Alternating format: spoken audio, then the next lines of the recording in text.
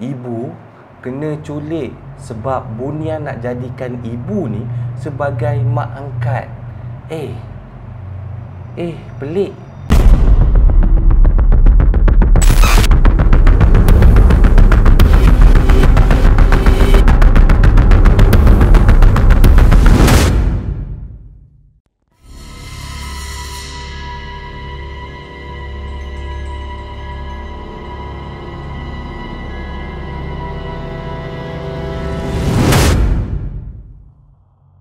Allahumma salli ala sayyidina Muhammad wa ala alihi wasallim. Walhamdulillahirabbil. Assalamualaikum tipuaka sekalian. Selamat petang, malam. Masih muda, takkan kau duduk menyanyi pula. Tapi geng, macam biasa jangan lupa like, jangan lupa subscribe, jangan lupa on notification button. Jangan lupa follow sosial media saya. Apa lagi nak promote? Dah tak ada apa nak promote dah. Masih tak sihat, masih berusaha untuk sihat. Doakanlah saya supaya sihat geng. Nanti lagi banyak cerita seram saya boleh ceritakan dekat korang. Tapi sebelum tu kan, kau tengok bahasa pun dah tak betul ni. Sebelum tu lah kan, kau pernah dengar tak pasal Bunian? Mestilah pernah. Kau memang suka betul pasal Bunian ni. Sebab apa? Sebab Bunian ni diceritakan mempunyai perwatakan yang menarik. Kalau yang lelaki kata-kata tu, dia suka sebab apa? Sebab Bunian ni orang cakap cantik. Lagi cantik pada manusia biasa. Yang perempuan pula sebab dia tahu lelaki Bunian ni handsome.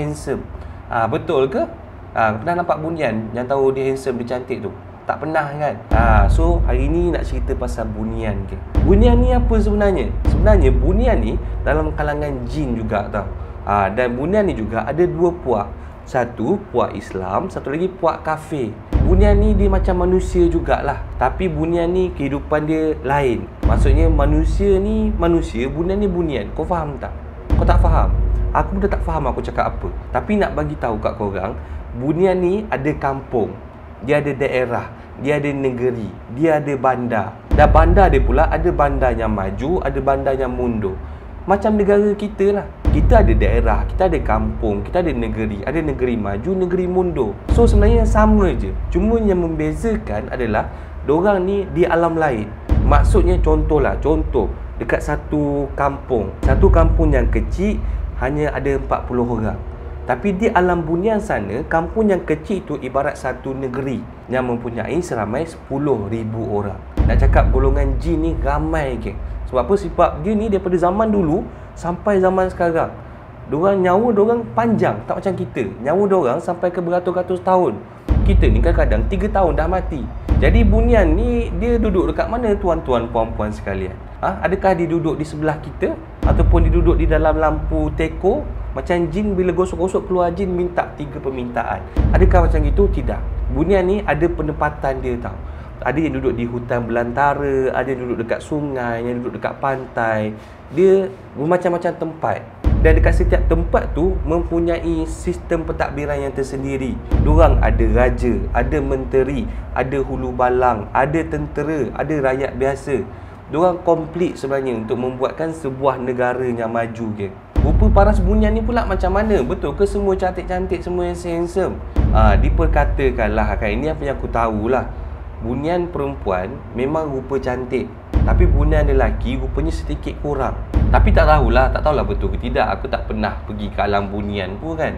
Sebab kadang-kadang kita ni tak tahu. Dalam Al-Quran pun menyebutkan bahawa manusia ni merupakan sebaik-baik ciptaan.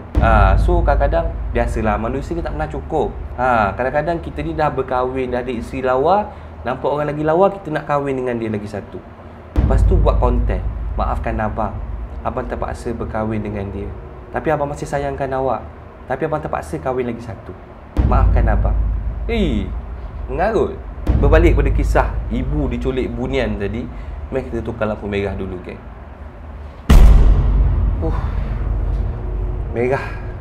Merah macam air sirap. Bila dah merah ni, baru kita rasa macam okey, inilah permulaan cerita seram. Di mana nama pencerita kita pada hari ni adalah Encik Irwan yang berasal daripada Kedah geng. Dia ni duduk kampung je. Dan cerita dia berlaku kepada arwah ibu dia pada 20 tahun lepas. Memang cerita ni dah lama, dah 20 tahun lepas geng. Kalau kau beli kereta 20 tahun lepas, sekarang ni kereta kau dah tak relevan. Boleh hantar ke besi buruk. Asal gambar aku macam tak sekolah ni. Waktu ni Irwan ni dia cakap umur dia dalam 15 tahun macam tu, dan mak dia merupakan seorang ibu tunggal sebab ayah Irwan ni dah meninggal akibat aksiden motosikal 5 tahun lepas, geng. Nak jadikan cerita lah, ibu Irwan ni nama dia Wan Temah, geng. Orang Kedah. Memang seorang yang rajin gila bekerja lah sebab nak sara Irwan 3 beradik. Wan Temah ni ambil upah tau, ambil upah jaga anak-anak dekat kampung. Maksudnya contohlah kalau maknya nak pergi kerja, tinggallah anak-anak ni dekat Wan Temah. Nanti diorang bayarlah kat Wan Temah ni RM200 ke sebulan, 300 ke sebulan. Senang cakap Wan Temah ni macam babysitter lah, geng. Babysitter bahasa Melayu apa? Penculik? Bukan. Penjaga budak-budak kecil, geng. Nak dijadikan cerita, pada satu hari Wan Temah ni cakap dekat anak-anak dia yang dia nak ke sungai kejap. Dia nak ke sungai sebab nak cari rebung. Yelah tu Wan Temah pergi sungai cari rebung. Dan tetap pergi mandi sungai dengan Cik Leha semua tu. Tak, dia cakap betul. Anak-anak duduk rumah, mak nak pergi sungai kejap nak cari rebung. Dah lama kita tak makan rebung, teringin pula. Wan Temah ni dia nak ke sungai tu dengan kawan-kawan makcik-makcik bawang satu gosip dengan dia. Selalu makcik-makcik kan petang-petang akan lepak dekat beranda rumah, gosip-gosip pasal jiran tetangga kan. Satu geng tu diorang pergi ke sungai cari rebung, cari akar kayu, cari ulam untuk buat makanan harian. Biasalah geng orang kampung. Waktu ni Irwan cerita dia dengan 2 orang lagi adik ada dekat rumah. Dia menunggulah mak dia dengan tak makan tak apa. Pukul 3 tak balik, pukul 5 tak balik. Memang dah lewat petang tak balik. Irwan ni dah risau, adik-adik dah nangis. Waktu ni Irwan fikir, mana mak aku ni? Mandi sungai tak ajak ke? Gurau. Dia menunggu mak dia, mana mak dia tak sampai ni. Waktu tu handphone ni payah nak dapat, geng. Mahal. Jadi Wan Temah ni tak ada handphone. So tercari-carilah si budak Irwan ni mana mak dia lagi. Irwan fikir, mana lah mak aku tak balik-balik lagi ni. Ada benda ke jadi sampaikan tak sampai rumah ni. Risau betul lah aku. Irwan pun dia bagi tahu adik dia yang nombor 2. Adik dia ni umur 13 tahun. Dia pesan kat adik dia, "Dek, kau duduk rumah dulu, dek. Duduk diam-diam. Kau jaga adik yang lagi seorang tu. Kau jangan pergi jual pula dia waktu abang tak ada ni. Abang nak pergi cari ibu. Mungkin dia lepak dekat rumah makcik bedah tepi surau tu ke sampai lupa nak balik. Korang tunggu je dekat sini, nanti abang sampai." Dia pesan macam tu dekat adik dia. Lepas tu dia pun keluar naik basikal nak cari mak dia ke mana. Wan Temah dengan makcik bedah ni macam adik-beradik berkawan. Memang rapat betul. Jadi Irwan fikir maybe mak dia dekat rumah Cik Bedah. So dia pun pergilah ke sebuah rumah kayu, betul-betul tepi surau. Sampai depan rumah kayu je dia bagi salam. "Assalamualaikum, Cik Bedah." "Oh, Cik Bedah." Keluarlah seorang makcik dengan tudung sarung. Dia tanya, "Wan, kenapa datang? Okey ke semua?" Irwan pun cakap, Makcik ada nampak tak mak saya? Saya ni risaulah." Dia cakap dia pergi sungai tapi sampai sekarang tak balik lagi. Makcik Bedah ni macam terkejut tau. Dia cakap, Temah tak balik rumah lagi? Kami ni dari pukul 1 tadi dah balik rumah masing-masing. Makcik ingat dia terus ke rumah. Irwan waktu ni muka dah cemas tau. Dia cakap, "Tak ada makcik, kami semua ni dah kelaparan ni, tunggu mak. Adik-adik dah nangis tu nak susu." Makcik Bedah pun dia panggil lah laki kesayangan dia. Darling, come here." Dia cakap, "Si Temah ni hilang, tak balik-balik." Anak ni cakap, "Tolonglah panggil orang kampung cari kan, risau apa-apa jadi." Lepas tu dia pesan dekat Irwan. Dia cakap, "Wan, kau pergi balik dulu, kau bawa semua adik kau datang sini. Kat sini ada makanan. Tak apa, kau duduk dengan acik dulu sampai mak kau pulang." Irwan pun angguk. Dia pun pergi balik ke rumah, ambil adik-adik dia, pergi semula ke rumah Cik Bedah. Nak dijadikan cerita, waktu tu dekat 20 orang lelaki tau. Dia berkumpul, dia pusing kampung cari makcik Temah ni dekat mana. Setiap pelosok tempat pergi cari. Tepi sungai pergi cari, tepi kelapa sawit pergi cari, dekat pokok getah pergi cari. Merata dia pergi cari mana makcik Temah ni, tapi tak jumpa. Satu jejak pun tak nampak lagi. Makcik Bedah pun cakap lah, last dia jumpa Encik Temah ni dekat Selekor kampung. Sebab rumah dia, kalau kat Selekor rumah dia ke kanan, rumah Wan Temah ni ke kiri. Itulah dia last jumpa. Dia dah split tak jumpa. Diorang pun macam tapi tak ada ni, dah pusing satu kampung tak ada ni, dah merata-rata pergi. Mana si Wan Temah ni menyuruh? Waktu ni kan anak-anak semua dah risau tau. Anak-anak semua dah nangis. Yelah, risau maknya kena culik ke, kena bunuh ke. Sekarang ni kan banyak kes penculikan, jualan organ. risau nanti ginjal mak kena curi ke apa kan. So anak dia tak sedap hati lah. Irwan ni dah terfikir macam-macam, dah lah tak ada ayah, tak usah jadi anak yatim piatu nanti kan. Jadi waktu tu dah sampai waktu maghrib. Ketua kampung pun dah decide. Dia cakap okey, lepas ni kita kumpulkan ramai-ramai lelaki dalam lebih kurang 30-40 orang. Kita berkumpul dekat masjid untuk solat maghrib. Lepas tu kita buat solat hajat. Minta imam tolong solat hajat. Lepas solat hajat, kita pergi cari Wan Temah ni ramai-ramai. Kesian anak-anaknya menunggu. So diorang pun kumpul lah ramai-ramai. Diorang buat solat hajat. Dan dekat masjid tu, dekat time tu, ada seorang atuk ni. Atuk ni memang kalau kes kena rasuk, kena sorok dek hantu nenen, kena sampuk, memang panggil dia. Nama dia Wak Deris. Waktu tengah solat ni, tengah zikir, Wak Deris cakap dia macam dapat satu petanda, macam dapat ilham. Petanda tu bagi tahu suruh pergi tengok dekat sungai. Wan Temah ada dekat situ. Orang kampung ni memang percaya tahu dekat Wak Deris ni. Sebab Wak Deris ni memang orang cakap berilmu lah, memang legend lah. So ramai-ramai lah pergi bawa torchlight, pergi bawa pelita, semua nak pergi cari Wan Temah dekat sungai. So ramai-ramai dekat sungai, diorang pergi berumun, pergi tengok dalam air, pergi tengok tepi-tepi sungai. Sebab risau Wan Temah ni lemas ke apa, dia hanyut di air ke. Air sungai tu cetek, paras-paras buku lali, paras-paras peha je, tapi deras. Jadi risau Wan Temah terjatuh dalam air, dibawa dia air ke mana-mana. Yelah memang ni duduk kat Kedah, takut jatuh dalam sungai. Sedar-sedar dah dekat Johor. Jauh. Mencari punya cari. Waktu ni dah pukul 9 malam.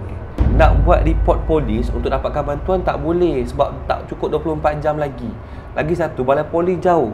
Ada balai polis kampung je. So orang kampung ni pun masih ikhtiar lah, masih cuba cari jalan mana yang nak cari ni. Imam pun tadi berbincang lah dengan Wak Deris. Wak, macam mana ni Wak, tak jumpa lagi ni Wak.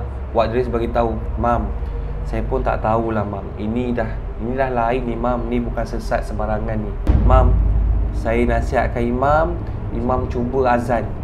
Azan ikut sungai ni buat 7 penjuru. InsyaAllah kita ikhtiar lah Mam ya. Kalau ada jadilah Mam, kalau tak ada kita dah cuba usaha Mam. Tak tahulah macam mana lagi nak buat. Wak Deris beritahu kat Imam. Imam pun baiklah. Imam baca apa yang patut, dilaungkan azan 7 penjuru dekat sungai. Habis je Imam azan, tiba-tiba dari deruan air menurun tu, terdengar bunyi minta tolong sayup-sayup. Tolong, help, bantu saya. Bunyi sahutan menolong tau. Orang ramai ni pun macam panik, macam itu macam bunyi Wan Temah. Pakat disuluhnya dengan torchlight. Dan waktu itulah nampak macam ada satu susuk perempuan sedang berjalan menyeberangi sungai. Keadaan berjalan tuyung hayang macam nak tumbah dengan air derasnya. Waktu nampak macam Wan Temah ni, orang kampung tak fikir panjang geng. Diorang terus pergi sambut Wan Temah, bawa naik ke darat. Sampai je dekat darat, Wan Temah tak sedarkan diri. Wak Deris cakap, bawa si Wan ni balik dulu ke rumah Cik Bedah. Sini bahaya, takut nanti kena tarik lagi ke apa. Kita tak nak benda lain berlaku. Tolong kita dukung dia pergi ke sana cepat. Sampai je kat rumah Cik Bedah ni, anak-anak dah menangis tau. Tengok mak dia terbaring tak sedarkan diri. Masing-masing ingatnya mak dia dah mati. Ini kalau mati siapa dapat harta paling banyak? Gurau-gurau. Dia dah sebab risau. Waktu tu mak dia tak sedarkan diri tau. Anak dah risau, mak ni mati lemas ke, kenapa macam ni, tolonglah. Wak Deris ni pula, dia cuba rukiahkan mak tau. Mak ni lepas dia kena rukiah tu, tiba-tiba jadi macam kena rasuk geng. Daripada baring, buka mata terus duduk bersimpuh macam kena rasuk dengan budak-budak. Waktu tu Wan Temah ni dia macam menangis, macam tangan dia ni macam main-main dengan jari, macam tiba-tiba tak semena-mena. Wak Deris tanya, kau kenapa? Kenapa kau ambil dia ni? Mula-mula jangan rasuk tak cakap, dia senyap je tangis. Wak Deris ni baran, darah panglima. Ditepuknya lantai, pak, terkejut hantu tu. Terus menjawab, aku nak dia jadi mak aku.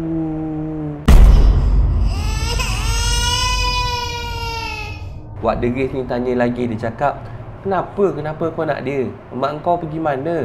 Benda tu balas, Dia balas cakap, mak aku dah tak ada, dah mati. Aku nak mak baru. Boleh menangis sikit budak tu. Wak Deris pun dia berbincang lah kan dengan yang merasuk ni kan. Dia cakap, tak boleh, kau alam lain, ni alam lain, tak boleh jadikan satu alam. Kau pergi kat dunia kau, dia pergi kat dunia ni. Dia berbincang lah nak merawat tu macam mana, sehinggalah Wak Deris ni berjaya rukiahkan Wan Temah pada malam tu. Settle je buang setan tu, Wan Temah terus baring tak berdaya. Esok paginya Wan Temah ni bangun secara mengejut tau. Dia macam macam roh dia tiba-tiba kembali. Terus time ni diorang pergi panggil Wak Deris. Sebab Wak Deris dah cakap, esok kalau mak kau dah sedar, panggil aku nak tengok mak kau. So dah bangun-bangun tu terus dipanggil Wak Deris. Waktu bangun tu memang Wan Temah menggigil geng. Dia macam tengok ke kanan, takut-takut geng. So Wak Deris sampai, Wak Deris pun dah buat air, Wan Temah pun dah minum elok-elok air. Wak Deris tanya, Temah, engkau sedar tak ni? Dia angguk, sedar. Okay Temah, cuba kau ceritakan apa yang jadi. Aku nak tahu ni apa yang jadi. Wan Temah pun cerita. Waktu tu memanglah Bedah dah masuk lorong rumah dia. Aku masa tu baru nak balik ke rumah, tapi tiba-tiba aku dengar ada suara orang panggil dari belakang. Aku pandang lah, dan memang betul kat belakang aku waktu tu ada 2 orang budak. Aku kesian. Budak tu kecil je, umur dalam 5 tahun macam tu. Dia macam minta tolong. Tolong. Wak Deris nyampuk, dia cakap, oh minta tolong. Macam mana rupa 2 orang tu? Wan Temah bagi tahu, rupa macam budak-budak kampung juga, tapi tak pakai baju. Diorang pun macam jalan tercut-incut, kaki sakit kot, rambut kerinting. Dia macam ajak-ajak aku macam-macam ni. Aku pun rasa macam nak pergilah ikut budak tu. Sebab yelah, budak-budak panggil kita minta tolong kan, kita tak tahu. Aku ikut, tahu-tahu budak tu bawa aku ke sungai. Aku macam pelik lah, kenapa bawa aku ke sungai? Aku tanyalah, adik nak ke mana? Dia pun cakap, tolong. Aku ikutlah budak tu rentas sungai. Dah rentas sungai betul-betul sampai dekat tengah-tengah sungai tu, mata aku macam gelap, mata aku macam nak pitam. Terus aku tak sedar apa yang jadi. Aku celik-celik balik je, sedar aku dah ada di sebuah rumah besar dekat ruang tamu. Rumah tu macam mewah sangat-sangat, macam rumah pemilik Megah Holding, CEO dia. Aku macam terkejut, besarnya rumah ni dengan tiang-tiang besar warna emas, dengan dia punya mozaik warna putih lawa. Dan waktu aku sedar tu, aku tengok keliling, lebih kurang ramai budak-budak kecil, dalam 7 hingga 10 orang. Budak yang 2 orang tadi pun ada. Jadi aku tanyalah budak-budak tu, ni rumah siapa? Mana mak ayah diorang? Diorang bagi tahu yang diorang ni anak-anak yatim, mak ayah dah tak ada, dah mati. Diorang duduk kat rumah ni pun, rumah besar ni pun sorang-sorang. Tak ada orang jaga makan minum. Diorang lapar, diorang cakap. Aku ni tak boleh tau. Bila dengar anak-anak ni lapar, aku rasa tersentuh hati. Aku pergilah masak untuk budak-budak tu. Pergilah makan sekali apa semua. Tapi waktu tengah masak-masak tu, aku tak sedar tau. Aku tak sedarnya aku ada anak dekat kampung. Aku tak sedar kampung aku. Aku rasa macam seronok duduk kat situ. Rasa macam tenangnya kat sini, seronoknya kat sini. Aku rasa macam high. Aku rasa macam aku terambil ketum lah, senang cakap. Itu Wan Temah bagi tahu. So lepas settle masak, aku pun nak makan dengan budak-budak. Semua budak-budak tu happy, dah siap makan. Diorang pun macam tanya. Diorang tanya aku, diorang cakap, Wan nak jadi mak kami tak? Time tu lah tiba-tiba keadaan jadi gelap gelita. Aku tak tahu apa jadi. Aku rasa macam nak pitam. Badan aku ni rasa macam ditarik ke belakang, tapi aku nampak cahaya dekat depan. Aku cubalah berjalan ke arah cahaya tu, dan tiba-tiba ada orang capai aku, dan sedar-sedar je aku dah dekat rumah ni. Waktu tu Wak Deris cakap, Temah, bahaya tu Temah. Kalau kau setuju nak jadi mak angkat diorang ni, selamanya kau akan ada dekat dunia tu Temah. Kau tak akan dapat balik ke tempat asal kau. Jadi sebaik kau cepat sedar Temah. Tapi Deris, aku rasa sekejap je aku kat sana. Aku rasa macam lebih kurang dalam sejam 2 jam je. Temah, kau ada kat sana 12 jam. 12 jam kau tinggal anak-anak engkau di Temah. Waktu tu orang Temah menangis ke. Dia seakan macam baru sedar yang rupanya dia dah diperdayakan oleh jin. Lepas kejadian tu, orang Temah cakap yang dia ni kerap terdengar ataupun terlihat bayangan, terlihat imbasan kanak-kanak kecil berlari-lari di kawasan rumah dia. Sejak kejadian tu, Iwan bagi tahu dalam seminggu akan ada satu hari mak dia masak penuh dulang dan diletakkan di kawasan sungai. Mak cakap mak nak sumbangkan makanan ni kepada mereka. Kesian mereka tak ada mak. Dan Iwan bagi tahu saat mak meninggal dunia, waktu tu ada lebih kurang dalam 10 orang tak dikenali, macam budak-budak berjubah, semua lelaki, datang semayangkan arwah mak.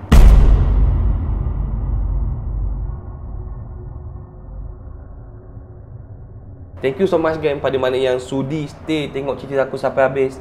Ya Allah, seronok cerita ni, seronok rupanya. Tapi itulah, kalau korang ada cerita lagi seram boleh share dekat DM saya ataupun share dekat social media di bawah. Jangan lupa like, jangan lupa subscribe, jangan lupa on notification button. InsyaAllah rezeki kita jumpa lagi dalam next Story Puaka. Jangan biarkan malam anda jadi Story Puaka. Assalamualaikum. Salam. Have a good night everyone.